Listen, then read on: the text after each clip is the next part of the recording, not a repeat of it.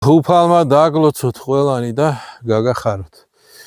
ადამიანები ვეჩვევით ხოლმე იმას, რაც რუტინულად ხდება, მაგალითად აი როგორი საოცრება, ხო, ბუნება.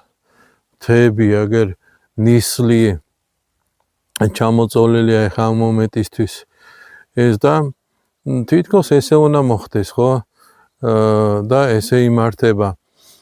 და სინამდვილეში ვინ მართავს? ღმერთმა შექმნა სამყარო, ეს ვიცით ყველა, მაგრამ მას არ მიუტოვებია იგი და მუდმივად აგრძელებს მართვას. მან რომ არ მისცეს ბრძანება მზეს და მთვარეს და ვარსკვლავებს და მნათობებს კიდევ, რაც ვიცით,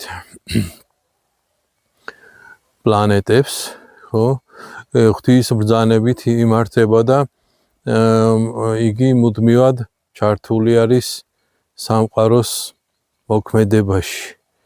შეგვეციოს ყველას ქვეყნიერების შემოქმედი უფალი გვფარავდეს და ჩვენც განვკიცოთ რწმენა გულში და გონებაში და ცხოვრებაში კიდე ღვთისმცნებები აღვასრულოთ მუდამ.